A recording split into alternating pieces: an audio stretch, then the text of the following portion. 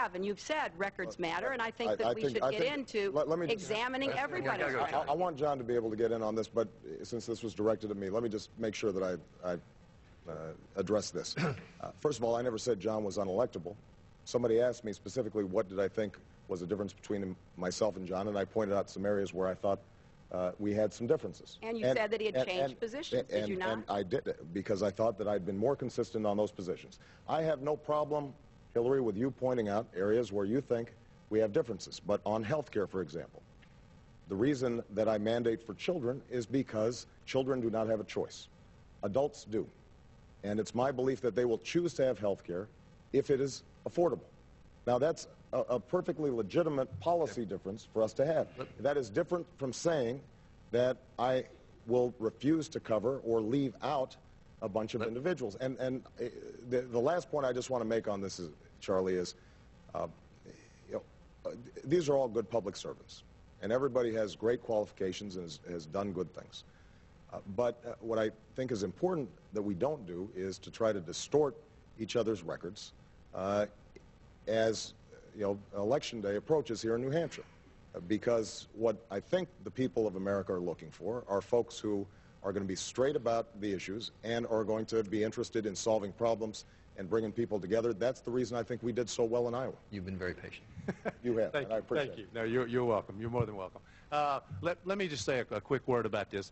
You know, Senator Obama and I have differences. We do. We have a difference about health care, which he and I have talked about before. We have a fundamental difference about the way you bring about change. But both of us are powerful voices for change. And I might add, we finished first and second in the Iowa caucus, I think in part as a result of that. Now, what I would say is this. Anytime you speak out powerfully for change, the forces of status quo attack. That's exactly what happens. It's fine to have a disagreement about health care. To say that Senator Obama is having a debate with himself from some Associated Press story, I think is just not, that's not the kind of discussion we should be having. I think that every time this happens, what will occur every time he speaks out for change, every time I fight for change, the forces of status quo are going to attack every single time. And what we have to remember, and this is the overarching issue here, because what we really need in New Hampshire and in future state primaries is we need an unfiltered debate between the agents of change about how we bring about that change, because we have differences about that. But the one thing I do not argue with him about is he believes deeply in change, and I believe deeply in change. And any time you're fighting for that, I mean, I didn't hear these kind of attacks from Senator Clinton when she was ahead. Now that she's not, we hear them. And any time you speak out for change, this is what happens. Well, making change, wait a minute now, wait a minute. I'm going to respond to this because obviously making change is not about what you believe. It's not about a speech you make. It is about working hard. There are 7,000 kids in New Hampshire who have health care because I helped to create the Children's Health Insurance Program. There are 2,700 National Guard and Reserve members who have access to health care because on a bipartisan basis, I pushed legislation through over the objection of the Pentagon, over the threat of a veto from President Bush. I want to make change, but I've already made change. I will continue to make change.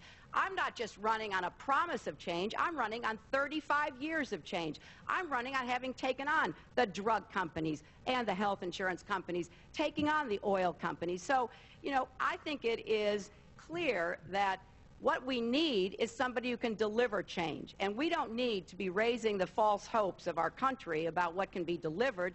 The best way to know what change I will produce is to look at the changes that I've already made. Can I respond briefly to that? I'll let you respond.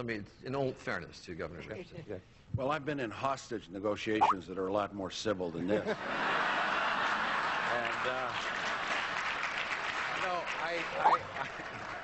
I think one of the things that we need to remember, I'm going to say this again because I said it in a previous debate, let's stay positive. You know, there'll be plenty of time to get negative with the Republicans. You heard them earlier. Let us talk about how we're going to make sure that we deliver health care for the American people, how we change America's foreign policy, how we make schools better and pay teachers better and get rid of No Child Left Behind. Look, what we need is change, there's no question. But you know, whatever happened to experience? Is experience kind of a leper? What is wrong with, you know, what is wrong with having been like myself, 14 years in the Congress, 2 cabinet positions? I mean, I've gone head to head with the North Koreans. We got the remains of soldiers back. We persuaded them to reduce their nuclear weapons. What is wrong with being a governor and going to a state and giving health care to kids under 12 and creating jobs and balancing budgets? What is wrong with being a Secretary of Energy who has made America or tried to make America a land of clean energy, or as a governor? My point is this. We want to change this country, but you have to know how to do it. And there's nothing wrong with having experience.